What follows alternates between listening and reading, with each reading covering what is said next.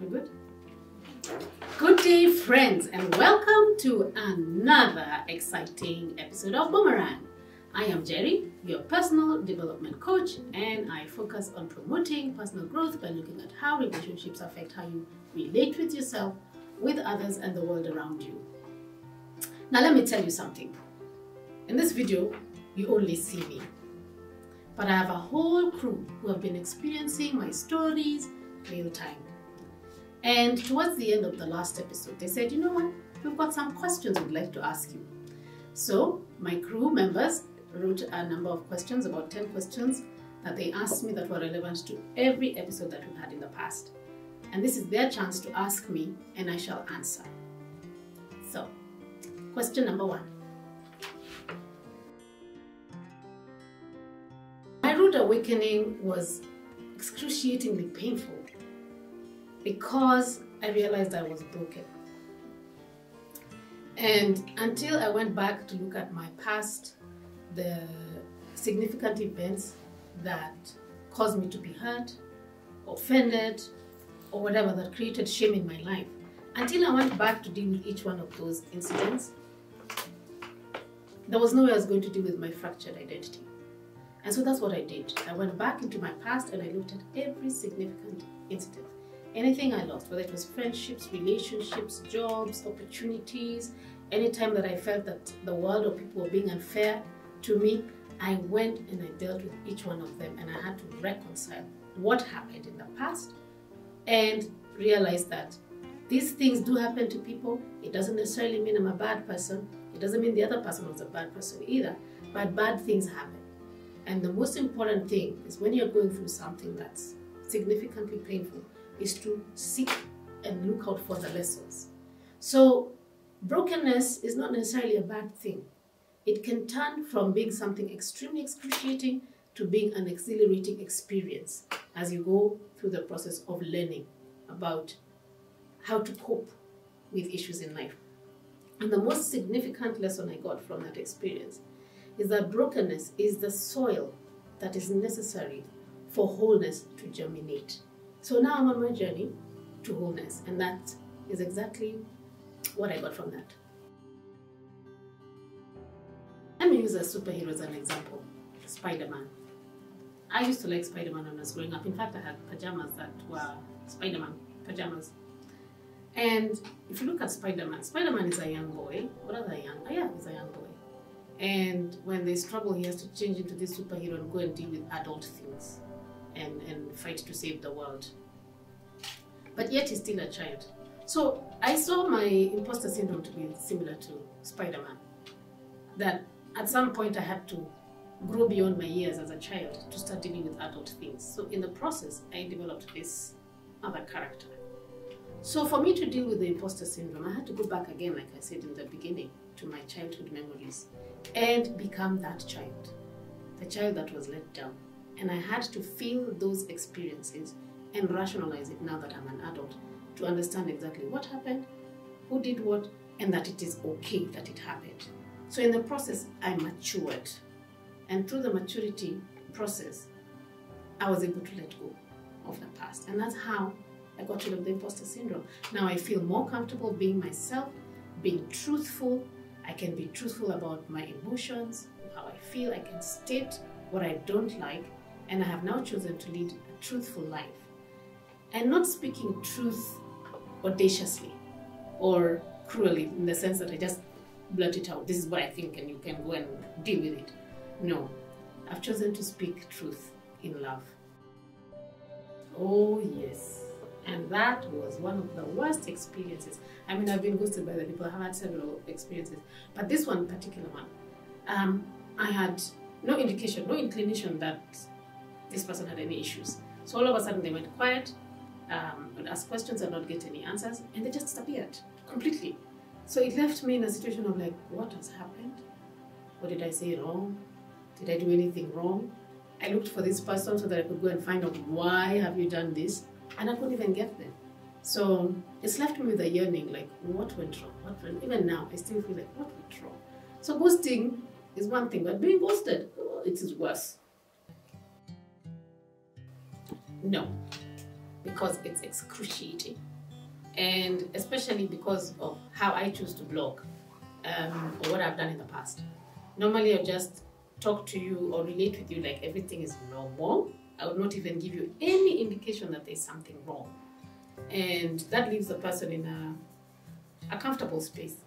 And after a while, like maybe a week later, I'll just get up and block you.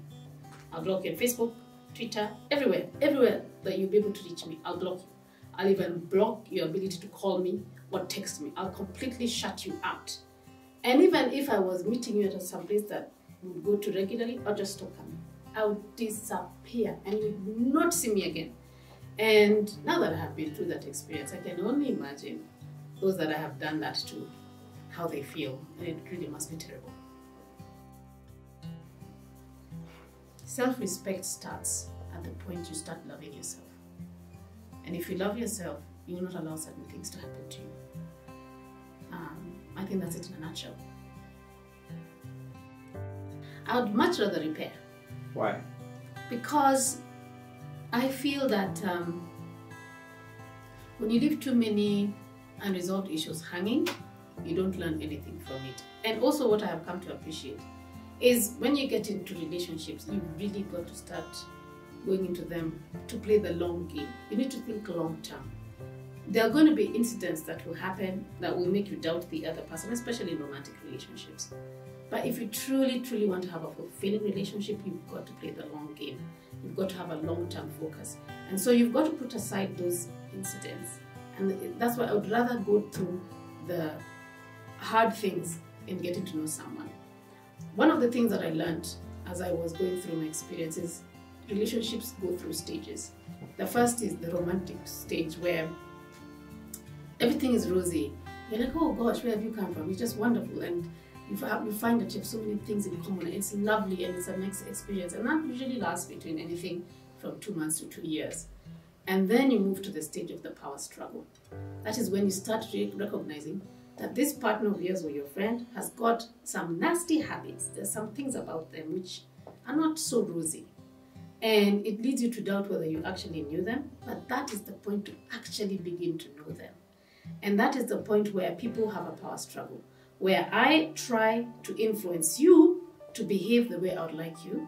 You will run away from that and you'll try and influence me also to behave in a certain manner that will make you comfortable. Most relationships die there. And that's the hardest bit of getting to know someone. So now that I've appreciated that, rather than just walk away, I think it's good to be patient, to be determined, so long as both parties are still involved, to be determined, to walk through the process and see where it will take you on the other side. Whenever I got into a relationship with somebody, I was always giving, and never talking about my needs or what I would expect from them, because I was always waiting for the right moment, or no, I don't really want to upset them at this point in time. We'll get to a point where we can talk and what have you. And over time, I would end up presenting them and feeling like I'm really getting a raw deal. But like I said earlier on, what I have come to learn is to speak the truth, and to speak the truth in love and not to fear. Indeed, I believe there are narcissists. But rather than looking at people as narcissists or whatever, like I said earlier, I prefer not to label. What I'd rather do and how I look at things now is there are many wounded people. There are some who are more deeply wounded than others. There are different kinds of traumas. And it's just a question of identifying what is wounding this person. Obviously, there are going to be those who are so deeply wounded, because I think those who identify or are diagnosed as narcissists have some very deep-seated wounds. And it can be difficult to deal with them. And that's why most people just give up on them. But now that I have a deeper understanding, I think what is crucial is to know what you're dealing with and never to give up on people. Oh, I struggled a lot with numbness. I numbed the pain, such that if you did one bad thing to me, I'd be like, try again. And then you will do another one, like, I feel nothing. I absolutely feel nothing. There's nothing you can do that is going to affect me. And that was a lie, because deep down I was getting hurt. But because I was numbing it, I was never dealing with it. So numbing situations was very common with me. I also forebode joy a lot because I didn't trust people. So even if you came, I'm like, you want to be my friend, really? So what do you want? Do you want my time? Do you want me to buy you this? Do you want to, it was just, what do you want to take from me? And the sooner you reveal it to me, the better for me, then I'll know how to deal with you. So even if somebody wanted to be with me because they actually felt joy from being in my company, I didn't see it that way. I was only just looking at, what are you going to take away from me? Are you ever going to give me anything back? It's rather selfish if you think about it. Are you going to give me anything back? And if I felt that you were taking advantage of me, cut you out. The other one that I also tended towards is perfection. I would sometimes want to do things perfectly and expect the same from others. Raise a very high standard, which, quite frankly, I would try and attain it. It's also difficult and a lot of pressure for me to attain those high standards, but I would expect the same from somebody else. And if you didn't achieve or attain those standards, then I said, you have a problem, and I don't want to deal. I do. I feel a lot more fulfillment because I came back to the things, I returned back to the things that give me joy, which is my talents, singing, acting, watching plays, attending concerts. That's really where I feel most fulfilled. And also, what Boomerang has afforded me is an opportunity to share my life with people. And I think it's one of the truest ways that I can show, demonstrate, and extend my kindness, to share my experiences with the world. And I find that more fulfilling than anything I've ever done before. What's next? Well, we have come to the end of season 1. This is episode 10. I'm looking forward to season 2.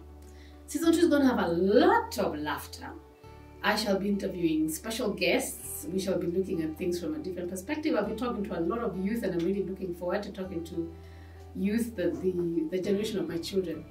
As I was shooting this, because my crew is pretty young, and we've shared a lot, and I realized there's so many different perspectives from the youth, and that's really very funny. They've contributed a lot to the show.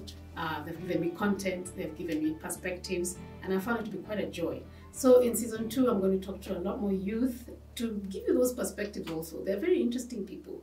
They see things from a very different perspective. This digital world has afforded them, a lot of opportunities.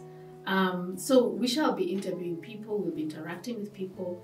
If you'd like to be interviewed on Boomerang, you can reach us on our website and make your request known, and we shall consider it. In the meantime, subscribe, and find us on all the social media handles that you'll find in the description. Our website is in the description. The link to Deep Dive is in the description. Everything is there. We look forward to seeing you in the next season. And for now, may restoration be your portion. Peace.